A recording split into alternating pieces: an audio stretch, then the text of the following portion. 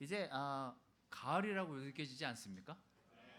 저녁이 되면 이렇게 바람이 너무 이렇게 신선하게 이렇게 들어와서 기분이 이렇게 절로 좋아지는 사실 그런 날씨에 저희들이 지금 살고 있습니다.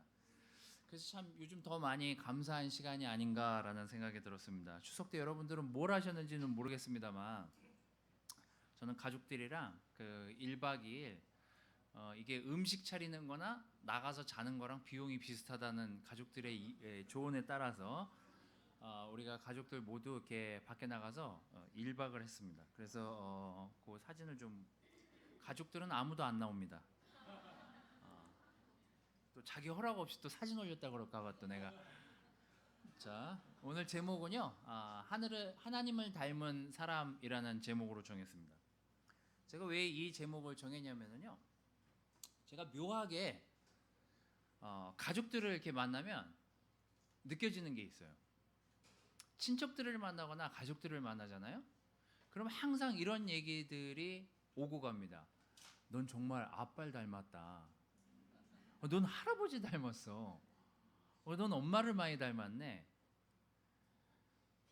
우린 왜 닮을까요? 유전적으로. 그래서 예전에 저는 그런 생각이 든 적이 있었어요. 저는 꽤 좀 엄마를 닮고 싶다는 얘기를 많이 듣고 싶었는데 사람들이 넌 아버지를 닮았어 이렇게 얘기하면 왠지 좀 기분이 나빴었던 적이 있었어요. 왜냐면 아버지가 좀 사이가 안 좋고 아버지가 이렇게 별로 이렇게 나 아버지가 힘든 시간들이 있었거든요. 근데 그 시간엔 아버지를 닮고 싶지가 않은 거예요. 그래서 누가 넌 아버지를 닮았어 그러면 그게 이렇게 좋은 소리로 안 들리는 거예요. 왜 안 닮고 싶을까? 그 아버지의 그 자식인데 그 엄마의 그 딸이고 그 엄마의 그 아들이고 그 아빠의 그 딸인데 왜 아빠를 닮았다 그러면 얼굴이 굳어지고 엄마를 닮았다 그러면 인상을 찌푸릴까? 왜 그런가요, 여러분? 틴 여러분 왜 그래요? 하나님도 하나님을 이렇게 닮은 사람들을 창조하셨다라고 성경이 기록하고 있습니다. 닮는다는 게 어떤 의미일까? 비슷하다는 게 왜 중요한 걸까를 여러분들하고 좀 이렇게 나누려고 합니다. 먼저 창세기 1장 26절에서 31절을 읽도록 하겠습니다. 다 써왔으니까 우리 한번 읽어보도록 하겠습니다. 써온 게 아니라 복사해서 붙여넣기를 했습니다. 자, 정확하게 얘기하지. 자, 시작. 그리고서 하나님은 우리의 모습을 닮은 사람을 만들어 바다의 고기와 공중의 새와 가축과 온 땅에 기어다니는 모든 생물을 지배하게 하자 하시고 자기 모습을 닮은 사람 곧 남자와 여자를 창조하셨다. 그리고 하나님은 그들을 축복하여 이렇게 말씀하셨다. 너희는 자녀를 번성하여 땅을 가득 채워라. 땅을 정복하라. 바다의 고기와 공중의 새와 땅의 모든 생물을 지배하라. 내가 온 땅에 씨 맺는 식물과 열매 맺는 모든 나무를 너희에게 주었으니 그것이 너희 양식이 될 것이다. 그리고 땅의 모든 짐승과 공중의 모든 새와 땅에서 움직이는 모든 생물들에게는 푸른 풀과 식물을 내가 먹이로 주었다. 하나님이 자기가 창조한 것을 보시니 모든 것이 아주 훌륭하였다. 저녁이 지나고 아침이 되자 이것이 여섯째 날이었다. 하나님이 보시기에 우리를 만드시고 우리의 이렇게 만든 모습을 보시면서 너무 기뻤대요. 당신의 모습을 닮은 사람들을 만들어내시고 너무 기뻐하셨대요. 성경은 그렇게 기록하고 있습니다. 제가 이렇게 추석 때가 되면 혹시 이렇게 잘 지내고 있을까? 이렇게 문자를 좀 받으시는 분들이 있을 거예요. 저한테 추석 잘 지내고 있어? 라고 이렇게 문자 받으신 분들은 걱정이 되기도 하고 또 이렇게 어떻게 잘 지내고 있는지 이렇게 문자를 좀 보낸 형제들이 제가 좀 있습니다.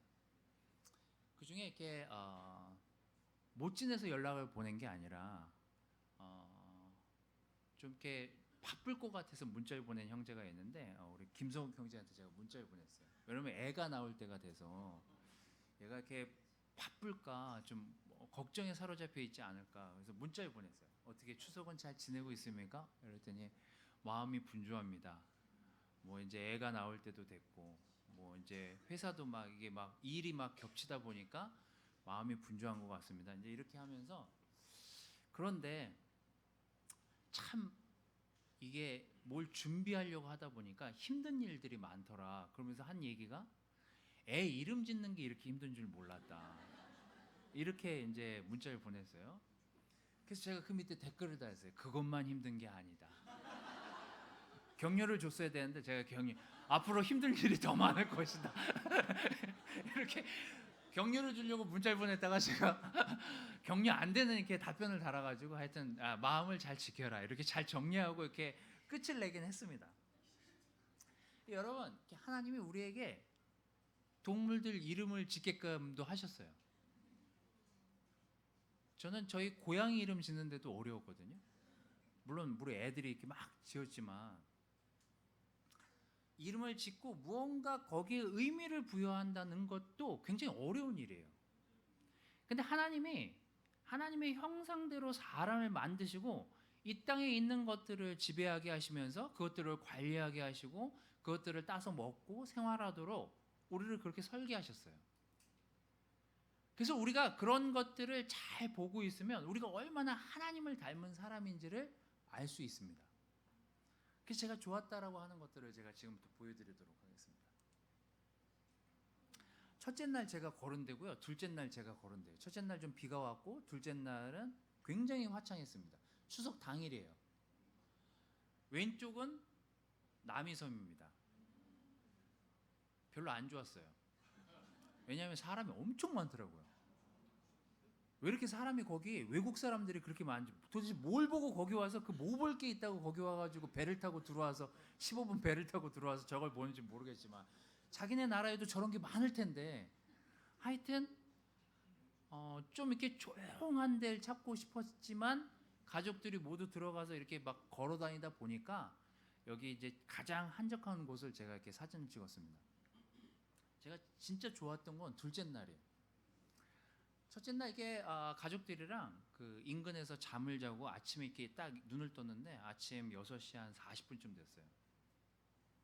그 전날도 날씨가 너무 맑고 별도 막 뜨고 이래서 아침에 일찍 일어나면 기도를 하러 가야 되겠다. 좀 좋은 곳에 가서 기도를 해야 되겠다 생각했는데 이렇게 아침에 이렇게 눈을 딱 뜨게 되고 부랴부랴 이렇게 나오게 됐어요. 차를 몰고 밖을 나왔더니 근처에 옛날 제가 그 캠퍼스 시절에 갔었던 강촌역이 보이는 거예요. 지금은 없어졌어요. 폐쇄됐어요. 새로운 강촌역이 생겨가지고요. 지금은 옛날 강촌역은 역사만 남아있어요. 딱 보니까 맞아, 내가 저 근처에서 사진 찍은 기억이 있지. 그러면서 저도 이제 거기를 걷기 시작했어요.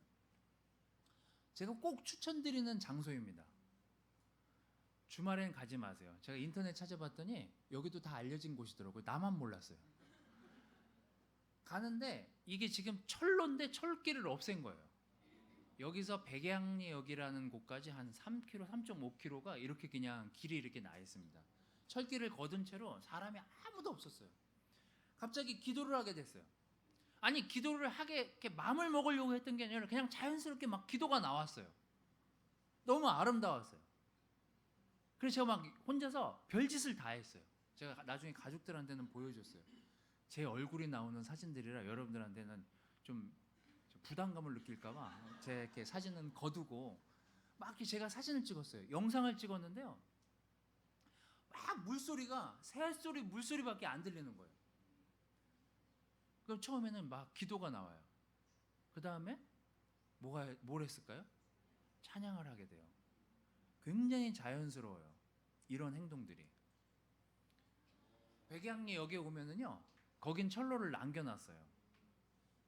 제가 저기 빨간 선으로 해놓은 데가 강촌역이에요.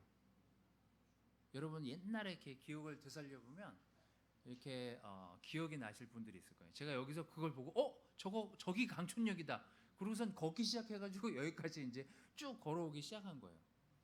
근데 정말 아무도 없는 곳에서 기도를 하게 됐어요. 뭐 기도를 하고 막 걷다 보니까 얼만큼 걸어왔는지도 모를 정도로 긴 시간을 걷다가 시간을 보니까 벌써 1시간을 넘어선 거예요. 그리고 막 기도하고 찬양하다 보니까 어느 순간 집에 돌아가야 되겠다는 생각이 들어서 딱 지난 시간이 1시간 반이에요. 제가 이 사진을 여러분들한테 보여드리는 이유는요, 우리는 자연스럽게 자연을 보고 하늘을 보고 아름다운 모습을 보면은요, 저절로 스스로 감탄을 하게 됩니다. 그리고 무언가에 대해서 많은 생각들을 다시 떠올리게 돼요. 해보시면 아세요. 우리는 자연스럽게 하나님의 형상대로 지어진 사람들이기 때문에요, 하나님하고 잘 관계를 맺고 있고 그 상태로 지나온 사람들이라면 이 행동은 굉장히 자연스럽습니다. 하나님의 형상을 닮았기 때문이죠. 하나님의 모습을 닮은 사람들의 특징이에요. 그래서 하나님의 형상을 닮는다는 사람들은 어떤 사람들인지 여러분들한테 3가지를 좀 얘기하도록 하겠습니다. 첫 번째, 하나님의 형상을 닮은 사람들은요, 그분의 권위 아래 살고 있다라는 것을 알게 돼요. 제가 다니엘서를 찾아왔는데요, 그냥 이건 일부분입니다. 다니엘서, 옛날 옛적 시절에 뭐 조선왕조 실록을 보던 뭐 어떤 옛날 옛적 기록들을 여러분들이 보십시오. 이런 기록들을 흔치 않게 찾아볼 수 있습니다. 한번 볼게요. 다니엘서 3장 1절에서 3절 뭐라고 써있냐면요, 느부갓네살 왕은 높이 27m, 너비 2.7m 금신상을 만들었다. 왕은 그 신상을 바빌론도의 두라 평야에 세우고 총독, 지방장관, 군사령관, 왕의 고문, 재무관, 재판관, 치안판사, 그 밖의 각도의 모든 관리들에게 자기가 세운 신상의 제막식에 참석하라고 지시하였다. 그래서 그들은 모두 제막식에 참석하여 느부갓네살 왕이 세운 신상 앞에 섰다. 그리고 다 어떻게 하죠? 절을 해요. 다니엘만 절을 안 하죠. 이것 때문에 문제가 생기지 않습니까? 자, 그 장면이에요. 왜 느부갓네살 왕은 자기의 신상이 높은 곳에 더 크게, 더 많은 사람들이 볼 수 있게 세웠을까요? 자기의 권한과 권위가 어디까지 미치는지를 사람들이 알게 하고 싶었어요. 그래서 옛날에 이런 신상들을 세운 사람들이 굉장히 많습니다. 여러분, 우리나라에 경치 좋은 산세에 있는 절들에 가보십시오. 거기에 하나같이 높은 그 부처님의 신상이 있습니다. 아니, 신상이라고 그래야 되나? 부처님 상이 있어요. 저는 엄청 큰 거 많이 봤어요. 왜 그럴까요? 왜 우리는 그런 신상들을 세울까요? 이분을 봐라. 이 위대한 분이 이 지역을 통치하고 있고 이 위대한 분이 이 지역을 다스리고 있다고. 그걸 형태로나마 보고 알게 하게끔 하기 위해서. 근데 이런 기록이 굉장히 많이 발견돼요. 옛날 기록들을 찾아보세요. 근데 하나님이 얼마나 스케일이 크신지를 우리가 알아야 돼요. 잘 생각해 보세요. 자연을 보면 내가 얼마나 조그만 존재인지 그냥 느끼잖아요. 걸어 다니면서. 야, 수천 년부터 이렇게 있었을 텐데, 수백 년 전부터 이렇게 있었을 텐데, 내가 참 나는 그냥 먼지 같은 존재구나. 난 정말 아무것도 아닌 존재이구나. 그래서 우리가 그냥 자연스럽게 기도하게 돼요. 아, 내가 그분의 권위 아래 이렇게 살아가고 있구나. 그분의 사랑 안에, 그분의 은혜 안에, 그분의 보살핌 안에 내가 이런 감사함을 누리면서 살고 있구나. 그거를요, 아무것도 안 가르쳐 줘도 그냥 평범한 사람이 산을 걷고 자연을 보고 있으면 자연스럽게 자꾸 생각이 접어들게 돼요. 내가 참 작은 존재구나.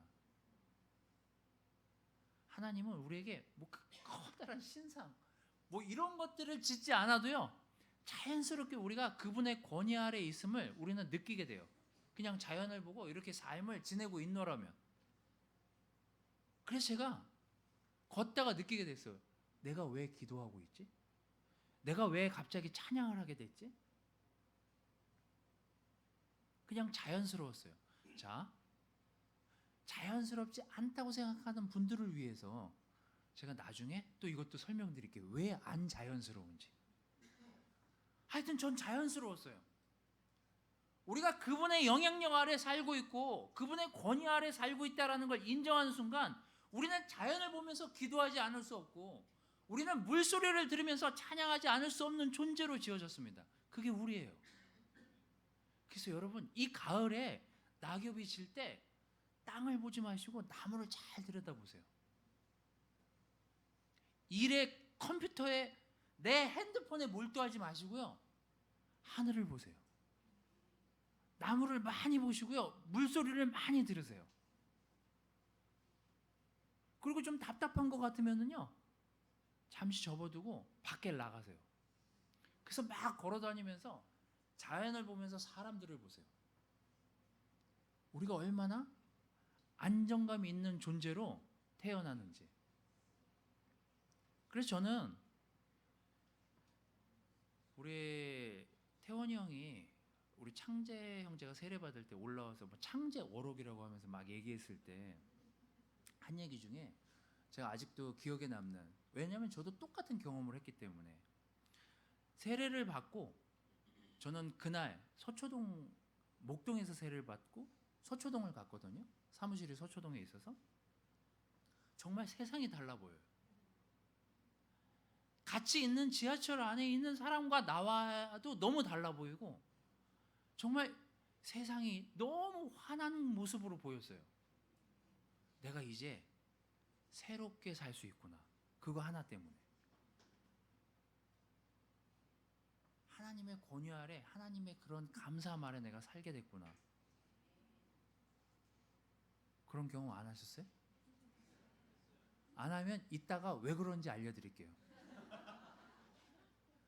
우리는 하나님의 권위를 인정할 수밖에 없는 존재로 그냥 태어났어요.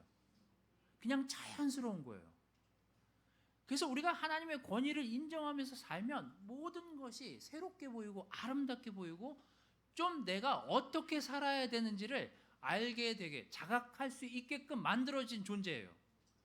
그렇게 구성이 되어 있어요. 우리 몸과 우리 눈과 우리 얼굴이 그렇게 구성되어 있어요. 왜요? 하나님의 형상을 닮았기 때문에. 권위를 인정한다는 것은요, 하나님의 영향 아래 살고 있다. 그래서 내가 편하다. 그걸 느끼는 거예요. 그러니 내가 그분의 영향력 아래에 있으니 책임감을 갖고 살아야지. 어떤 책임감이요? 어떤 것들을 볼 때 하나님의 눈으로 내가 그 세상을 보고 하나님의 눈으로 이 땅을 보고 있는지를 우리 스스로 보고 있는지. 하나님의 권위를 인정한다는 것은요, 하나님의 형상을 닮은 사람들의 주된 특징이에요. 두 번째는 우리는 자연적인 성향을 갖고 있습니다. 아까 제가 좀 전에 말씀드렸지만 사람들은 시를 써요. 자연을 보면서. 사람들을 만나면서 시를 씁니다. 일기를 써요. 자기가 왜 이렇게 사는지에 대한 의미를 부여하고 싶어 해요. 여기 지금까지 살면서 시 한 편 안 써본 분 있습니까? 유치하지만 저는 초등학교 때부터 시를 썼어요. 중학교 때도 시를 썼고요. 일기장에, 제가 초등학교 중학교 일기장이 있다고 그랬잖아요. 거기에도 시가 있어요. 못 찢어버리고 싶을 정도지만 지금 이렇게 보면 어떻게 이렇게 유치할 수 있을까. 하지만 최대한 감성을 담아서 저는 글을 썼었어요. 여기 시편 148편을 잘 들여다보십시오. 다윗과 그 시대에 살던 사람들도요, 자연을 보면서 세상을 보면서 뭘 써내려가기 시작해요. 뭘 써야 되겠다는 생각이 자연스럽게 들었던 것 같아요. 잘 보세요. 해와 달야 그를 찬양하라. 반짝이는 별들아 그를 찬양하라. 가장 높은 하늘아 그를 찬양하라. 하늘에 있는 물아 그를 찬양하라. 그것들이 여호와의 이름을 찬양하게 하라. 그가 명령을 내리심으로 그 모든 것이 창조되었다. 그가 명령으로 그 모든 것을 영원히 제자리에 세우시고 그 명령을 거역하지 못하게 하셨다. 불과 우박과 눈과 구름과 그의 명령에 순종하는 광풍아 여호와를 찬양하라. 산과 언덕과 과일나무와 백향목과 짐승과 모든 가축과 파충류와 나는 새들아 여호와를 찬양하라. 우리는요 그냥 하나님을 믿던 안 믿던 가만 놔두고 자연에다 가만 앉혀놓고 그렇게 몇 날 며칠을 놔두잖아요. 자기가 어떤 존재인지를 알게 되고, 그리고 글을 쓰려고 하고 시를 쓰려고 하고 기록을 남기려고 해요. 신기할 정도로 모든 사람들이 동일한 짓을 합니다. 여러분 집에 개나 고양이나 동물들을 키우시는 분들은 알 수 있어요. 얼마나 하나님의 명령 하에 그것들이 만들어졌는지를 알 수 있는 대목들이 있습니다. 개는 고양이는 각각의 성향이 있어요. 가만 놔두면 뭘 가르쳐주지 않아도 자기가 원래 하려고 했던 짓을 해요. 고양이를 가만 놔둬 보십시오. 가르쳐주지 않아도 흙을 찾아요. 개한테 좋은 먹이를 줘 보십시오. 그게 마룻바닥이든 시멘트 바닥이든 바닥을 막 긁어요. 왜요? 본능이니까. 뭘 먹던 걸 숨겨놔야 되고 감춰놔야 되고 응가라면 뭘 덮어야 되고 자연스러운 현상들이에요. 우리요? 우리도 굉장히 자연스럽습니다. 부자연스러운 분들은요 오류가 생긴 거예요. 문제가 있는 거예요. 우리도 굉장히 자연스럽게 지어졌기 때문에요. 자연스럽게 하나님의 형상대로 만들어졌기 때문에요. 가만 놔둬도요. 그 모습 그대로 하나님의 모습을 발현해내는 시간들이 오게 돼요. 그게 뭐예요? 자꾸 뭘 쓰려고 하고 뭔가를 보면서 기록하려고 하고 자꾸 뭔가를 생각하려고 하고 우리가 살고 있는 것들에 대한 의미를 자꾸 부여하려고 하잖아요. 이게 바로 우리는 자연적인 성향을 갖고 있다는 거예요. 여러분이 태어나서 부모, 할아버지, 할머니가 가르쳐주지 않더라도 우리는 굉장히 자연스러운 성향을 갖고 있습니다. 어제는요 비가 왔어요. 어제 저희 커플이랑 다른 커플들이랑 이렇게 약속이 있어갖고 이렇게 시간을 보내러 나갔다가 커피를 딱 마시는데 바깥에서 또 커피를 마셨어요. 근데 옆에가 풀숲 피었고 나무였는데 비가 왔어요. 근데 우리는 다음 스케줄 때문에 일어났어야 됐어요. 근데 그 커플이 저희한테 얘기해요. 운치도 좋은데 저희는 더 있다 가겠습니다. 그런 감흥을 느끼잖아요. 저도 사실 더 있고 싶었어요. 우린 비가 와도 느끼고 눈이 와도 느끼고 새싹이 튀어도 그걸 보면서 느끼는 게 저희들인 거예요. 우리는 타고난 성향, 잠재력, 능력들을 하나님으로부터 위임을 받았기 때문에요. 그것들을 자연스럽게 살면서 발현해내도록 설계되어져 있습니다. 그래서 여러분이 잘만 하나님의 형상을 닮으려고 그것을 이렇게 찾아내려고만 한다면 우리는 수도 없는 증거들을 찾아낼 수 있는 게 그냥 저희예요. 저는 이렇게 사람을 보면서 깜짝깜짝 놀랄 때가 있어요. 정말 무한히 능력이 많은 존재구나. 정말 모든 것들을 갖출 수 있게끔 하나님이 우리를 설계하셨구나. 저는 건물을 보면서도 놀라고요. 어떻게 저런 높은 빌딩을 사람이 짓지? 우주선을 날려보내는 사람들을 보면서도 놀라고요. 어떻게 저런 기술을 갖게 됐지? 그 안에 공존하는 벌레들, 동물들을 보면서도 놀래요. 정말 모든 것이 그냥 있지 않구나. 여러분 우리는 자연적으로 하나님에 의해서 설계된 사람들임을 기억하십시오. 자, 그런데 저는 비가 와도 감흥이 없고 나무를 봐도 이 나무가 왜 여기 서 있지? 잘라버려야 되는데 막 이런 생각이 들고 뭔가 삶을 이렇게 들여다보면서 그냥 짜증만 나는 오늘 왜 이렇게 후덥지근하고 비가 쏟아지지? 질퍽거려. 자, 이런 분들은 잘 들으십시오. 왜 그러는지.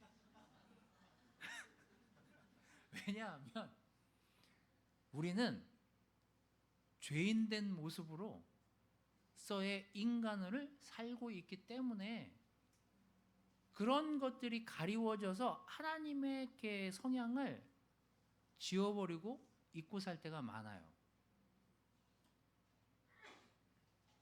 자, 로마서 3장 10절에서 18절 말씀을 읽을 텐데, 이 말씀은 다 인용 구절이라 구약에도 많이 출연한다고, 거기 이제 여러분 주석 그 성경 밑에 보면 써져 있어요. 어디 구절에서 인용되었다. 이 구절은 하나님의 말씀에, 예전 하나님의 말씀에 이르되라고 이렇게 기록하면서 이렇게 성경은 기록하고 있습니다. 의로운 사람은 하나도 없으니 하나도 없으며 깨닫는 사람도 없고 하나님을 찾는 사람도 없다. 모두 진리에서 떠나 쓸모없게 되었고 선을 행하는 사람이 하나도 없다. 그들이 가는 곳마다 파멸과 불행이 뒤따르고 그들은 참된 평안이 무엇인지 모른다. 그들의 눈앞에는 하나님을 두려워하는 마음이 없다. 이게 구약시대에서부터 옛날부터 신약시대에 이르기까지 사람들이 공통적으로 왜 자연을 보면서 하나님을 보면서 찬양하지 못하는 사람들의 주된 특징이 무엇인가, 하나님의 형상을 닮은 사람들이 왜 하나님의 형상대로 살지 않는지를 잘 표현해내고 있는 구절입니다. 자, 여러분 그룹에 있는 멤버들과 오늘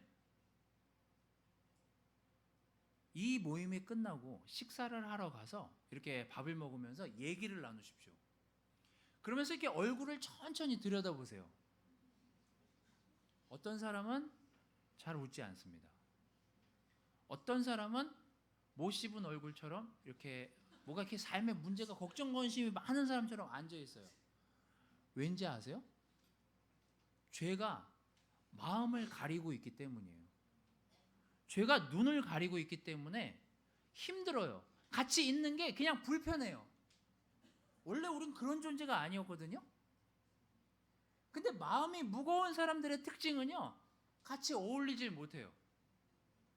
힘들어요, 뭔가.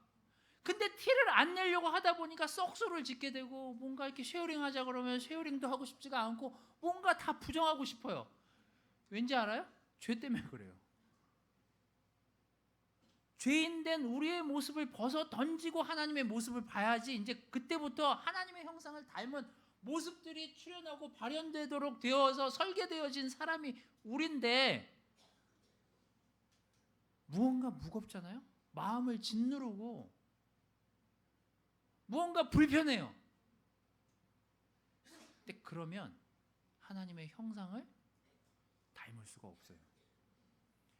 그래서 자연을 보고도 기도할 수 없고, 내리는 빗소리를 내리면서도 다르게 반응하고, 내리는 눈을 보면서도 다르게 반응하고, 형제자매들을 보면서도 다르게 반응하는 이유가 바로 이것 때문입니다.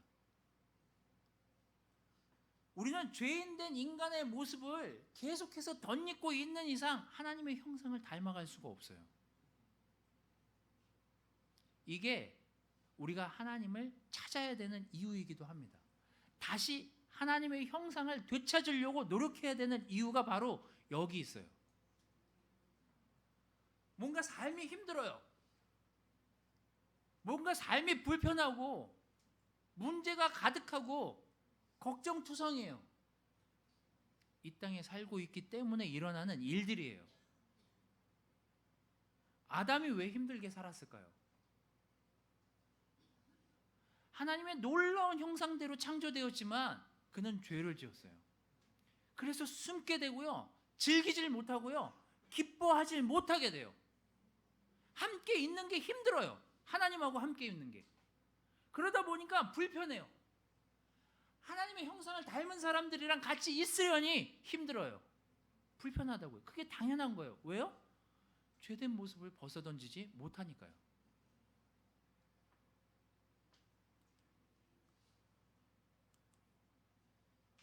제가 요즘 제일 불편하게 느끼는 게 눈이에요.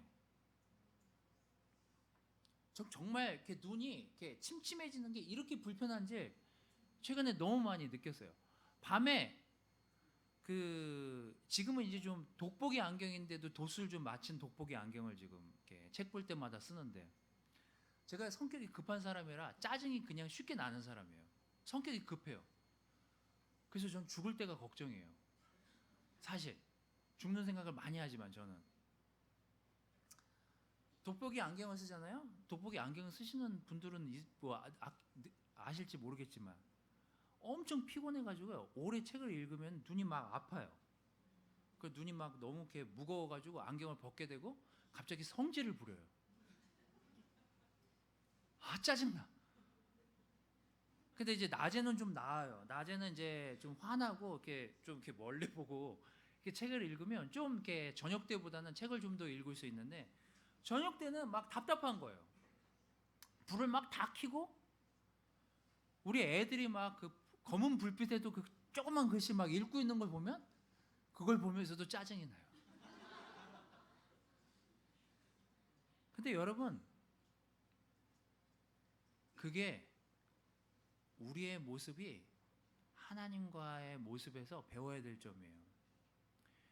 여러분, 우리가 초점이 안 맞잖아요. 엄청 피곤한 인생을 사는 게 우리예요.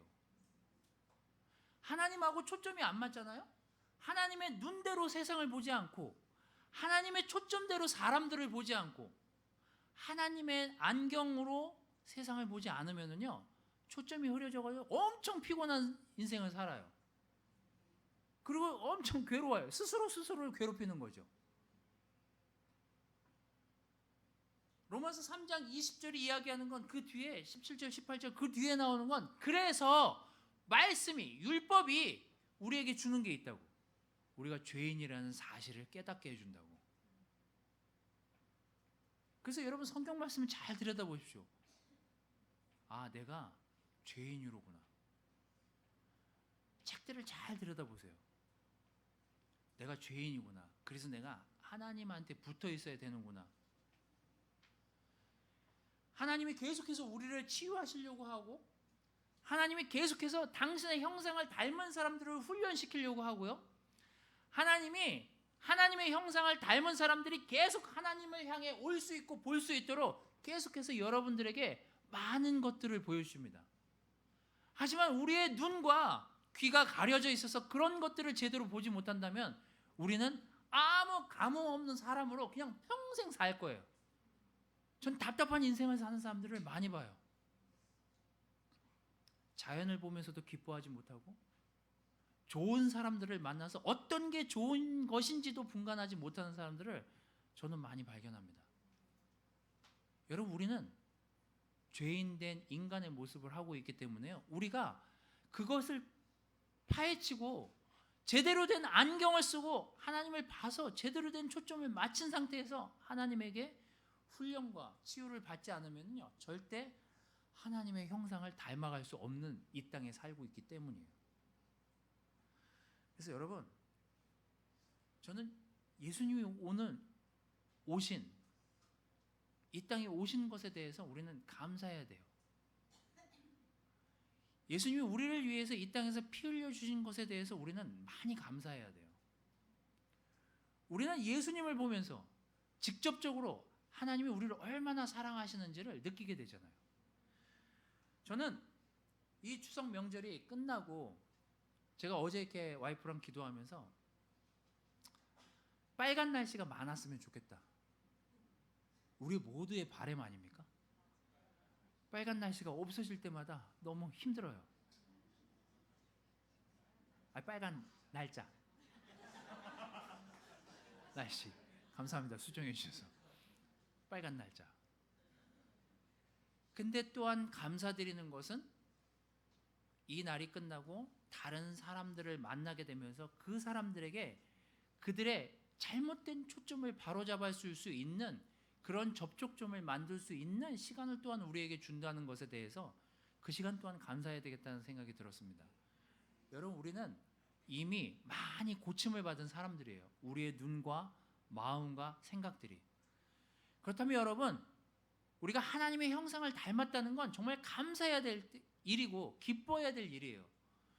누군가 불평을 하고 누군가 힘들어하고 누군가 괴로워하고 있다면 그 사람이 얼마나 하나님의 형상을 닮은 사람인지를 가르쳐 주십시오.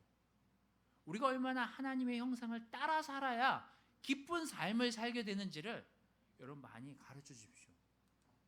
여러분 오늘 이렇게 성찬 예배로 드리지만 우리가 예수님의 떡과 잔을 떼면서 다시 한번 우리가 얼마나 하나님의 모습을 닮은 것을 감사해야 되는지, 하나님의 권위를 인정하면서 우리의 자연적인 성향이 얼마나 이렇게 하나님과 가까이 지내고 있는 것에 감사해야 되는지, 우리가 죄인된 모습으로 살고 있지만 그래서 우리가 얼마나 치유가 필요한 사람이고 회복이 필요한 사람이고 하나님의 눈으로 세상을 볼 수 있도록 하나님의 말씀 안에서 훈련되어져야 되는 사람인지를 생각하면서 성찬하는 시간이 되시기를 바라겠습니다.